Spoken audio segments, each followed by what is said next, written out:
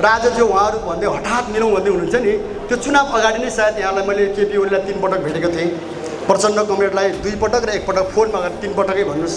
गम्भीर तपाईँहरू भनेको कम्पनीहरूको शासन हाम्रो अगाडि चल्न थालिसकेको हामी देख्छौँ भन्नुहोस् न। र जनतातिर दमनमा आउँछ, भ्रष्टाचारीहरूलाई एक प्रकार रक्षा गर्ने। अब आजको दिनसम्म आउँदाखेरि तपाईँले देखिसक्नुभयो, आज भ्रष्टाचारीहरूका स्वरहरू फेरि ठुला भइसक्यो, फेरि तिनीहरू त तपाईँको सडकमा आइसक्यो, फेरि सत्तामा पनि आउन थालिसक्यो होइन। जेल परेका भ्रष्टाचारीहरू पनि नगन्य धरोटीमा या होइन बिना धितो बिना धरोटी रिहाई फटाफट भइराखेका छन् र जनता आश्चर्यचकित भइरहेछ। जेनजीहरूले हेरेका छन्, यद्यपि भ्रष्टाचारीको लिस्ट ठुलो छ नेपालमा, जे जति भ्रष्टाचारीहरूलाई समात्नु पर्थ्यो त्यतातिर सरकार गएन नै धन्यवाद कमरेड आरोह तथा सूचना सञ्चारको व्यवस्थापक साथीहरू।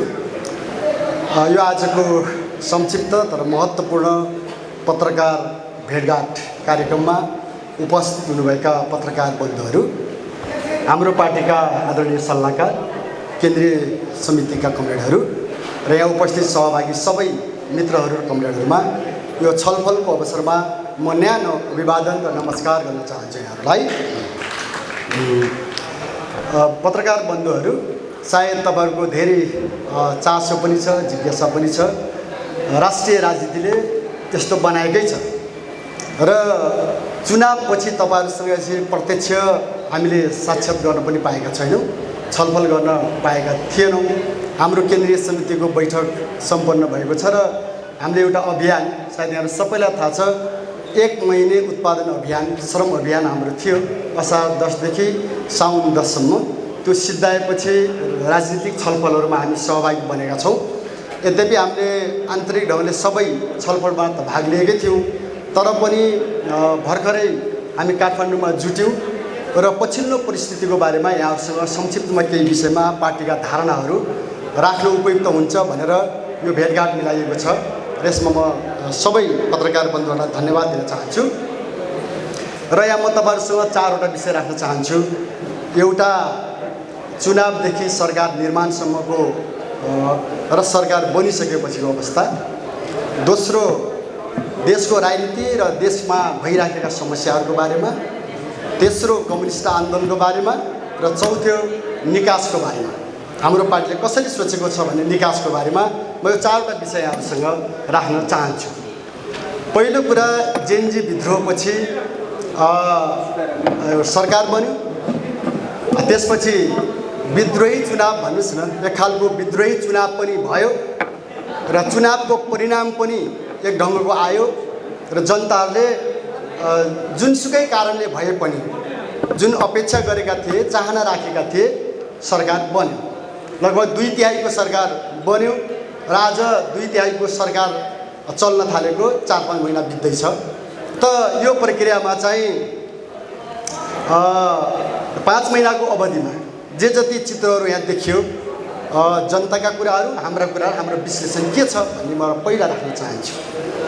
सबैको अपेक्षा के थियो भने यो गणतन्त्रको 18 वर्षमा देशले जुन एउटा अस्थिरता, कुशासन, भ्रष्टाचार, राष्ट्रघात झेलिरहेको थियो, जनघात झेलिरहेको थियो, त्यसले जनताले नै विशेषतः नयाँ पुस्ताले क्रमभङ्ग गर्न चाहन्थ्यो र त्यसलाई परिवर्तन गर्न चाहन्थ्यो। त्यो विद्रोह भयो, त्यसलाई हामी सबैले स्वागत गर्यौँ।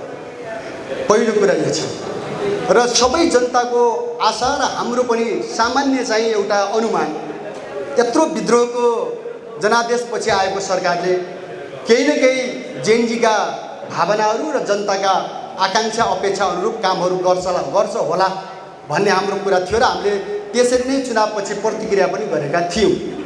तर यो 5 महिनाको अभ्यासले एउटा बडो महत्त्वपूर्ण कुरा, रविजीले, रासपाको अध्यक्ष रविजीले बहुमत प्राप्त गरिसकेपछि संसदहरूलाई सायद जाउला खेलमा जम्मा पारेर सुरुमै एउटा कुरा गर्नुभएको थियो। त्यो कुरा हामीले गम्भीरतापूर्वक सुनेका थियौँ, घत पनि लागेको थियो। उहाँले भन्नुभएको थियो, दलहरूलाई त जनताले 36 वर्ष खपे, हेरे, त्यो यस्तो जनादेश हो, यदि हामीले गल्ती गऱ्यौँ भने 36 दिन पनि हामी समय पाउने छैनौँ भन्ने अध्यक्षजीले राख्नु भएको थियो र त्यो एउटा मननीय कुरा जस्तो पनि लागेको थियो।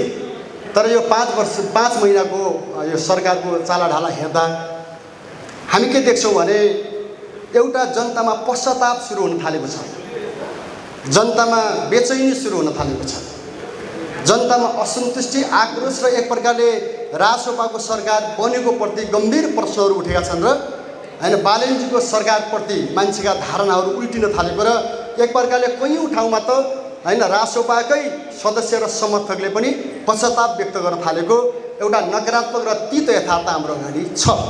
त हामीले के भनेका छौँ भने एक प्रकारले विद्रोह र विद्रोही चुनाव, विद्रोहको भावमा भएको चुनावबाट आएको सरकार जसरी चल्नु पर्थ्यो त्यो दिशामा गएन र जनताको अपेक्षाहरू फेरि पनि एउटा चाहिँ टक्राएको, चकनाचुर हुन थालेको हामी देख्छौँ।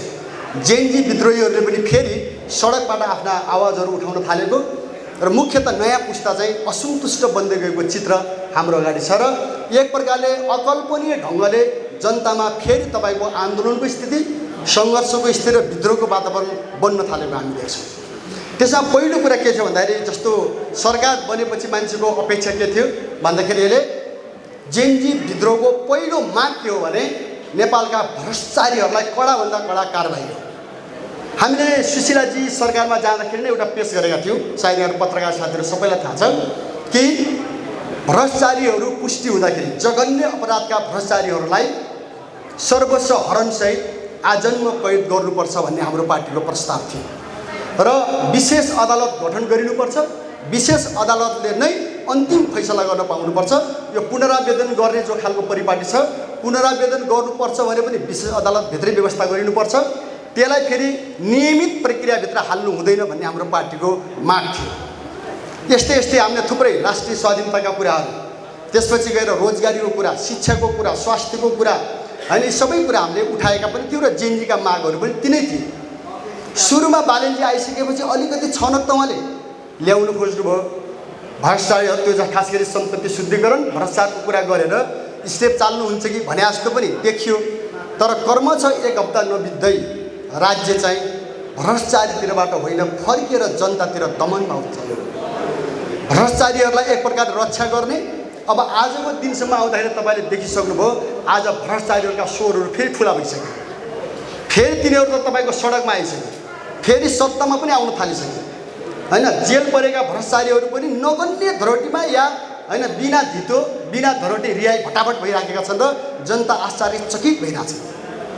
जेएनजीहरूले हेरेका छन् यद्यपि भ्रष्टाचारीको लिस्ट ठुलो छ नेपालमा, जे जति भ्रष्टाचारीहरूलाई समात्नु पर्थ्यो त्यतातिर सरकार गएन नै, समातिकोलाई पनि के गर्न थाल्यो भन्दाखेरि साँठगाँठबाट मिलोमतोबाट बिस्तारै तपाईँको हैन लाज मर्दो गरी हैन मुक्ति गर्ने, त्यसलाई मुक्त गर्ने, रिहाई गर्ने हैन, त्यसलाई चाहिँ के अरे बाहिर ल्याउने कामहरू चाहिँ गर्दैछ भन्नुहोस् न।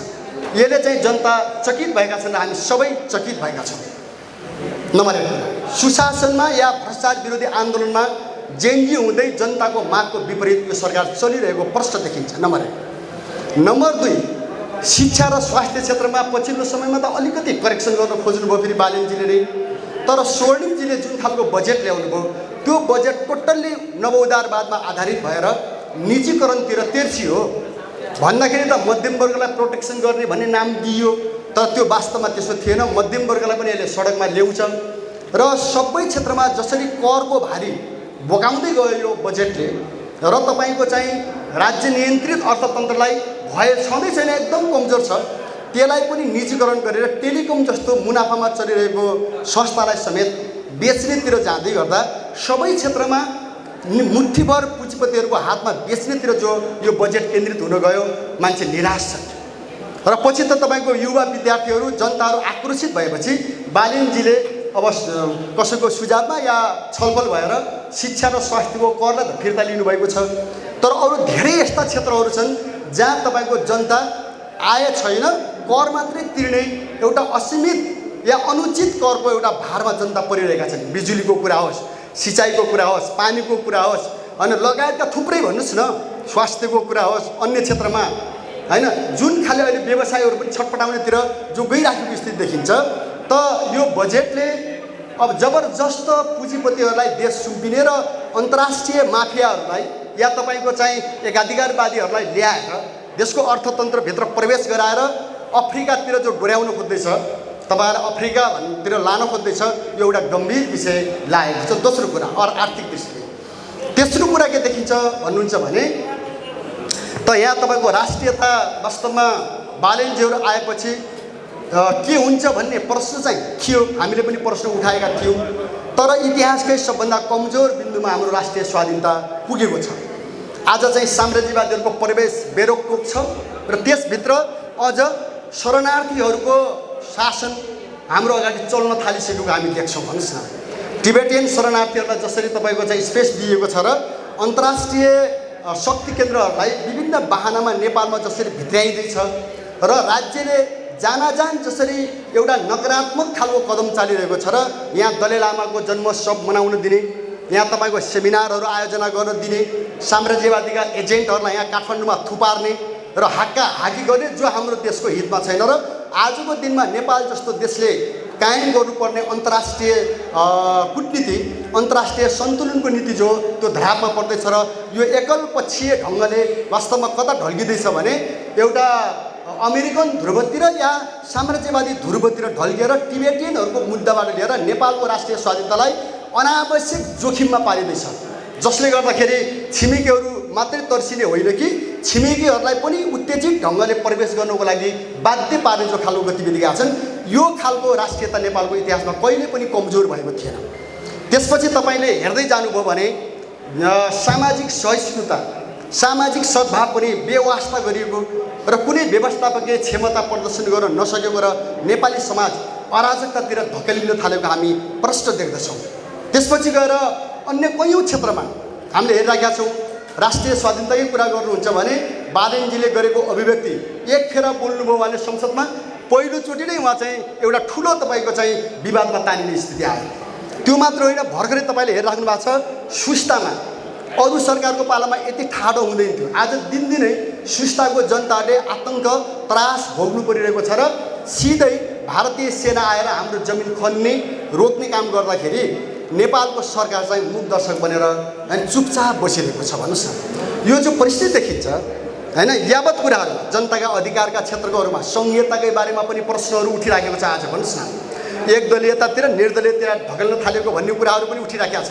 यी सबै विषयबाट के देखिन्छ भने यो सरकार वास्तवमा विद्रोहको जनादेश अनुरूप नगएर हैन अर्कोतिर फर्केर एक प्रकारले सरकारकै पनि हालत हामी कस्तो देख्दैछौँ मित्रहरू भन्नुहुन्छ भने एउटा क्याप्टन विहीन जस्तो के सरकारको क्याप्टेनै छैन क्या हो, यो सरकार कसले चलाछ भन्ने टाइपको पनि जनतालाई अन्यल पर्न थालेको के चालक विहीन सरकार जस्तो, अथवा यसको केन्द्र कहाँनिर हो, कसले चलाइराखेको छ भन्ने जस्तो गम्भीर विषय आज चाहिँ देशको स्थितिमा देखिँदैछ। यो एउटा म तपाईँहरूसँग राख्नु खोजेको कुरा हो। दोस्रो कुरा, अब योमा सबै शक्तिहरू अहिले चिन्तित छन् हैन। नेपालमा वास्तवमा चाहिँ एउटा सैद्धान्तिक वैचारिक ढङ्गले प्रशिक्षित भएका दलहरू भत्किएको अवस्था र देश चाहिँ अस्तव्यस्ततिर जान्छ कि भन्ने भइसकेपछि धेरैतिर बस्छ नेपालको राजनीति एक प्रकारले अराजकतातिर एउटा असन्तुष्टितिर धकेलिएको देखिन्छ। सबै पार्टीहरूभित्र विवाद छ, सबै पार्टीहरूमा चलखेल छ, सबै पार्टीहरू तपाईँको लथालिङ्ग हुँदै गएको स्थिति देखिन्छ र देशलाई कसले सम्हाल्ने भन्ने प्रश्नहरू पनि यहाँहरू सायद पत्रकार बन्धुहरूलाई राम्रो थाहा छ हैन। देशको जिम्मा लिने गरी नयाँ ढङ्गले सोच्नुपर्छ भनेर अहिले बहस सुरु भएको छ हैन। जसलाई जिम्मा दिएको त्यहाँबाट अगाडि बढ्दा हल हुँदैन कि भनेर अर्को नयाँ ढङ्गले सोच्नु पर्यो भन्नेसम्मको स्थिति हामी चाहिँ देख्दैछौँ। अब त्यसपछि अलिकति त्यहाँ हामी हेर्छौँ देशको अर्थतन्त्र भत्किँदै गएको जस्तो, आज भोलिकोले हेर्दाखेरि रिमिट्यान्सको भरमा देश चलेको जस्तो, अब खाडी क्षेत्रको तनाव अन्तर्राष्ट्रिय शक्तिहरूको बिचको टकरावले गर्दाखेरि रेमिटेन्स पनि प्रभावित हुने जस्तो, अनि हुँदै हुँदै जाँदा उत्पादनमूलक कामहरू नहुने, आर्थिक क्षेत्रमा उत्पादनको नीतिलाई चाहिँ पकड्न नसक्ने हैन, गर्न खोज्दाखेरि पनि त्यो अगाडि बढाउन नसक्ने जे चित्र देखिया छ। राजनीतिक स्थिति नेपालको ठिक छैन, दलहरू एक प्रकारले चाहिँ सबै अस्तव्यस्त भएको जस्तो, जनतामा एउटा बेचैनी त्यहाँ पनि देखिएको छ। दोस्रो कुरा यो। अब तेस्रो कुरा कम्युनिस्ट आन्दोलन, तपाईँहरूले हामी बस्यौँ छलफल गऱ्यौँ। एक प्रकारले भन्दाखेरि कम्युनिस्ट आन्दोलनको एउटा चरण लगभग पुरा भएको जस्तो हामी देख्छौँ र सबै कम्युनिस्ट पार्टीहरूमा एउटा बहसहरू चलिरहेको छ, कहाँनिर आइपुग्यो भन्ने कुराहरू हामी हेर्छौँ। र अब आज हाम्रो भनाइ के छ भने सबै पार्टीभित्रको बहसलाई हेर्दाखेरि कुनै एक दलले या चलाउने या एउटा नेताले मात्रै लिएर गइहाल्ने कम्युनिस्ट आन्दोलन देखिँदैन। यसको लागि हामीले देख्दैछौँ भने हाम्रो पार्टीको प्रस्ताव छ कि तपाईँको चाहिँ न्यू कम्युनिस्ट सेन्टर, नयाँ कम्युनिस्ट केन्द्र निर्माणको एउटा दृष्टिकोण सही होइन, फराकिलो तरिकाले कम्युनिस्ट मुभमेन्टलाई चाहिँ एउटा पुनर्गठन गर्ने, तर नयाँ प्रस्ताव सहित, नयाँ घोषणापत्र सहित, नयाँ दृष्टिकोण सहित लगाएपछि मात्रै यो कम्युनिस्ट आन्दोलन युवाहरूको बिचबाट फेरि उठेर आउँछ।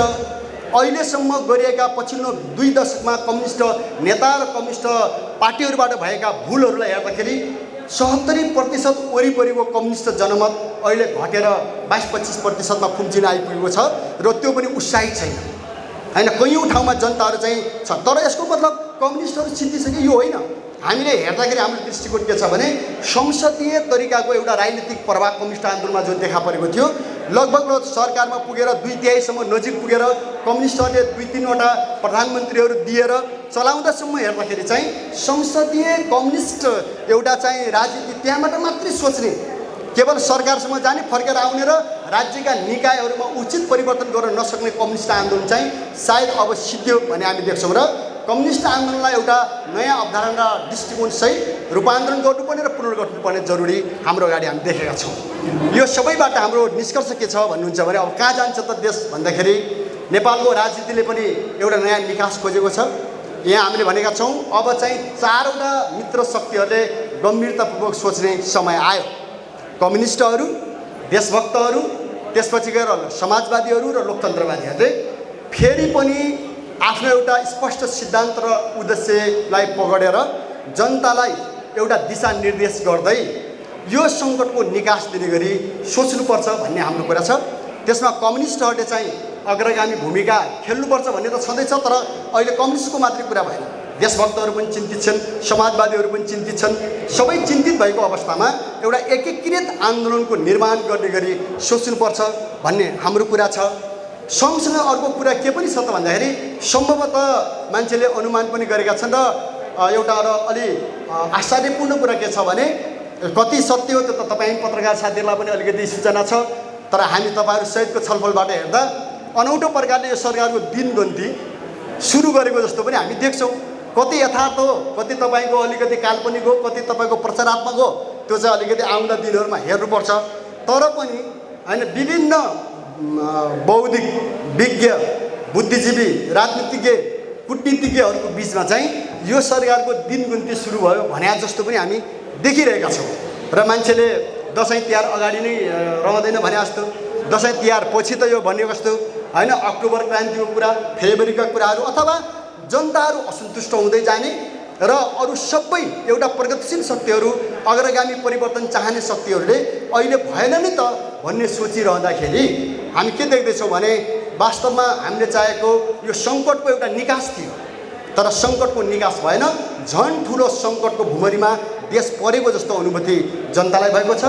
बालनजीको सरकारले जसरी सफलतापूर्वक नेतृत्व गर्छ कि भन्ने जनताको अपेक्षा थियो, झन् ठुला समस्यामा पर्दै गएको हामी देखिरहेका छौँ। अन्तर्राष्ट्रिय शक्ति सन्तुलन पनि अलिकति नेपाली जनताको अपेक्षा अनुरूप हुन्छ कि भन्ने जो चाहना थियो, राष्ट्रिय स्वाधीनता नै धरापमा पर्ने जस्तो देखिन थालेपछि हाम्रो भनाइ के छ भन्नुहुन्छ भने एक प्रकारले यो सरकार, यो व्यवस्था, यो प्रणाली असफलतातिर गयो भन्ने हो भने अब एउटा नयाँ निकास चाहिन्छ। फेरि पनि जनताको सुझाव सल्लाह सहित, जनताको सहभागिता सहित नेपालका युवाहरू, जेनजी जो अहिले सडकमै देखिनुहुन्छ, तपाईँ हामी सबै हेर्दाखेरि सुस्पष्ट एउटा राष्ट्रिय, त्यसपछि गएर राजनीतिक अनि त्यसपछि गएर आर्थिक सांस्कृतिक प्रस्तावहरूसहित निकास दिनुपर्ने एउटा बहस जरुरी छ। त्यो बहसमा नेकपा माओवादीले भाग लिँदैछ। हामीले सबैसँग भेट गरेका छौँ, हामीले कम्युनिस्ट पार्टीहरूसँग, समाजवादी पार्टीहरूसँग होइन, त्यसपछि गएर विभिन्न बुद्धिजीवी व्यवसायी साथीहरूसँग भेटेका छौँ र सबैको सुझाव हामीलाई के छ भने तपाईँहरूले चाहिँ अब अलिकति फ्राकिलो तरिकाले सबैसँग सहकार्य गर्नुहोस्।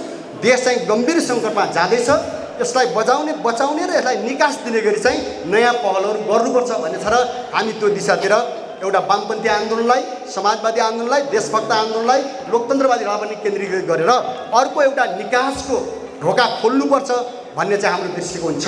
त्यही अनुसार नै हामीले कामहरू अगाडि बढाएका छौँ। अरू बाँकी अब ठिकै छ, आर्थिक क्षेत्रमा पनि एउटा वास्तवमा डामाडोल जो हुँदैछ भन्ने हामीले हेऱ्यौँ। हामी चाहिँ एकदमै के हो भने आफ्नै खुट्टामा उभिने गरी अर्थतन्त्रको नीतिहरू निर्माण गर्नुपर्ने, रोजगारीको वातावरण सिर्जना गर्नुपर्ने यावत कुराहरू छन्। होइन। अब सुकुम्बासीहरूको कुरा त तपाईँहरूले देखिसक्नुभयो, मिटर ब्याजे पीडितको कुरा देखिसक्नुभयो, लघुवित्त पीडितहरूको कुरा तपाईँहरूले हेरिराख्नु भएकै छ होइन। त त्यतातिर राज्य चाहिँ उदासीन जस्तो देखिँदाखेरि राज्यले यथाशीघ्र, सरकारले यथाशीघ्र त्यतातिर सोच्नुपर्छ, अन्यथा चाहिँ छिटै नै एउटा आन्दोलनको निर्माण गर्ने गरी जानुपर्छ भन्ने हाम्रो सोचाइ छ। यही कुरा मैले पत्रकार बन्धुहरूसँग संक्षिप्तमा राखेँ र तपाईँहरूका जिज्ञासाहरू भयो भने म त्यसमा भाग लिनेछु। हवस्, धन्यवाद। अभिवादन।